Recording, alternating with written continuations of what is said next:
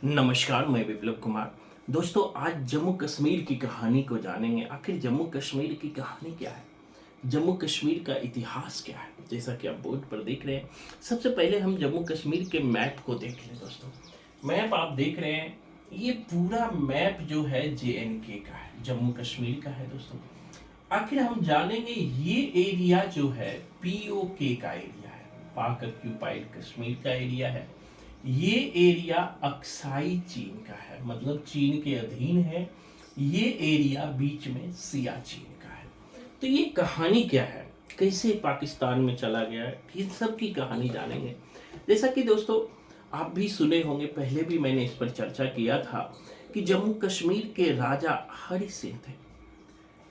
जब भारत को आज़ादी मिली तो उस समय भारत का गवर्नर जनरल लॉर्ड माउंटबेटन थे।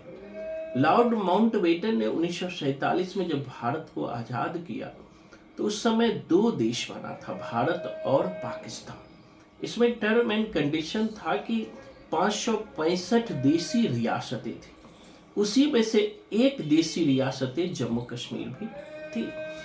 तो माउंटबेटन ने कहा कि जितने भी देशी रियासतें हैं वो या तो स्वतंत्र रह सकते हैं या फिर भारत या पाकिस्तान में मिल सकते हैं। तो इस कंडीशन में हुआ क्या, जम्मू कश्मीर अपने आप को स्वतंत्र घोषित कर लिया। जैसे ही अपने आप को हरि सिंह ने स्वतंत्र घोषित किया, उसी समय पाकिस्तान ने उस पर आक्रमण कर दिया। वहां की कबायली सेना आक्रमण कर दी। करने के बाद अब हरि सिंह को लगा कि जम्मू कश्मीर हमारे हाथ से पाकिस्तान को चली जाएगी। इसीलिए हरि सिंह भागे भागे जो है तत्कालीन प्रधानमंत्री जवाहरलाल नेहरू के पास आए। तो जवाहरलाल नेहरू और वल्लभ भाई पटेल, उस समय गृह मंत्री वल्लभ भाई पटेल थे। पटेल जी ने कहा कि हम तुझे तभी बचाएंगे जब तुम भारत के एक्सेशन पे विलय पर साइन करोगे। तो तैयार हो गए हरि सिंह और भारत के विलय पर वो साइन भी कर दिए। लेकिन दिक्कतें यहाँ हुई कि इसी समय जवाहरलाल नेहरू ने जम्मू कश्मीर के मामले को UNO में लेके चले गए। अब UN ने तत्काल प्रभाव से कहा कि जिसकी सेना जहां है वहीं रुक जाए। तो अब यहां तक पाकिस्तान की सेना पहुंच चुकी थी, ये एरिया तक पहुंच चुकी थी और ये एरिया जो है अब POK में चला गया, पाकिस्तान ऑक्यूपाइड कश्मीर में। यही पाक POK की कहानी है। इसी तरह दोस्तों 1962 में जब हमारी चाइना से युद्ध हुआ तो चाइना ने भारत के ये बड़े एरिया के लद्दाख को एरिया को छीन लिया, जो अक्साई चीन के रूप में विख्यात हुआ, जाना जाता है।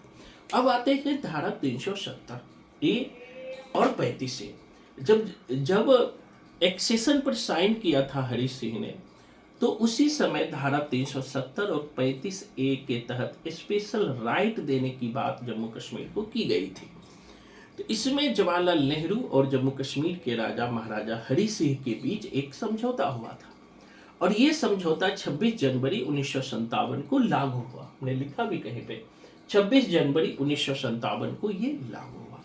धारा 370 के मुताबिक भारतीयों के पास जम्मू कश्मीर के संबंध में केवल, मैंने लिखा भी है, रक्षा, विदेश और संचार मामला ही था और सारे मामले, रक्षा, विदेश और संचार के अतिरिक्त सारे मामले जम्मू कश्मीर विधानसभा को सारे अधिकार प्राप्त थे।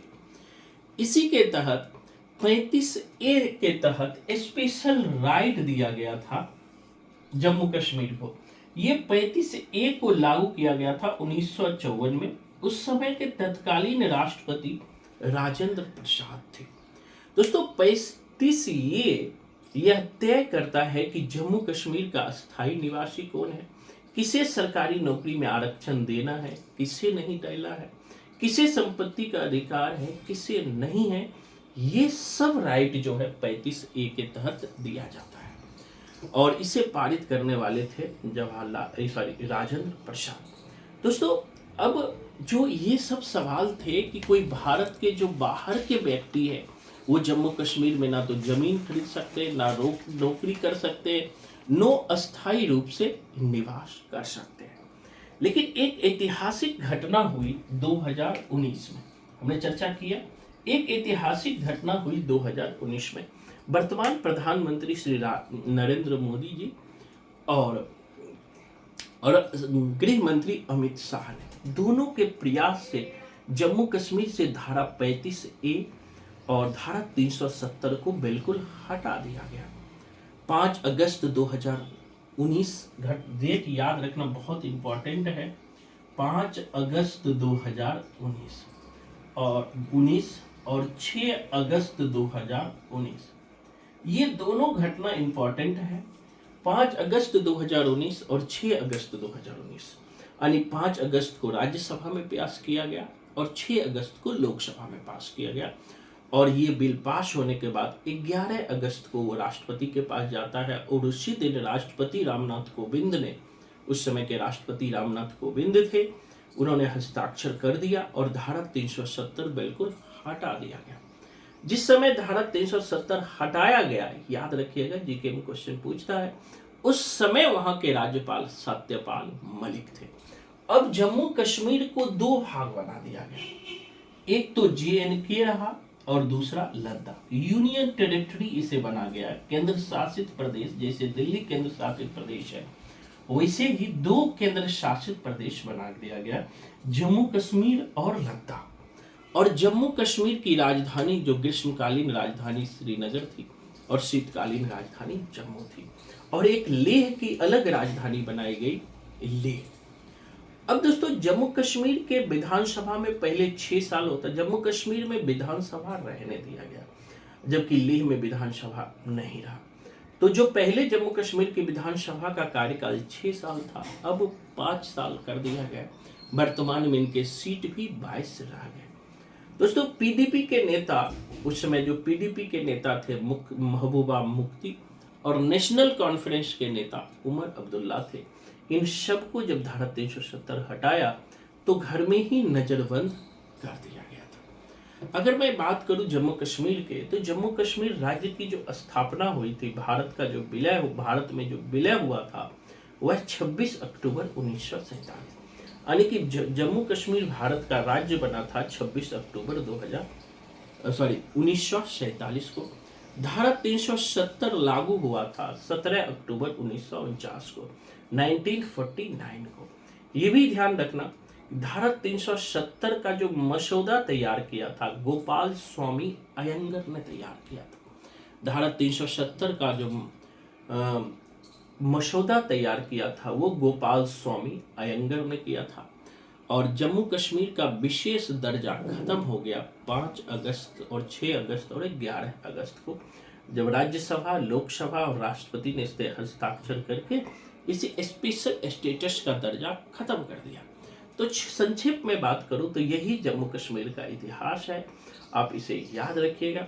मैं बिल्कुल फ्री करंट अफेयर्स का यूट्यूब पर पहली बार क्लास शुरू करने जा रहा हूं। अगर आप भी फ्री करंट अफेयर क्लास लेना चाहते हैं तो ज़रूर हमें मैसेज कीजिए। और दूसरी बात कि आप क्लास से जुड़िए, हमारा हिंदी साहित्य का भी नया बैच शुरू हो रहा है।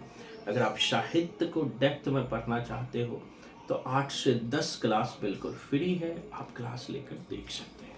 और पहली बार देख रहे हैं तो चैनल को जरूर सब्सक्राइब कर दें, राइट घंटी बजा दें, जिससे कि आपको सारी फ्री की क्लास मिले। धन्यवाद।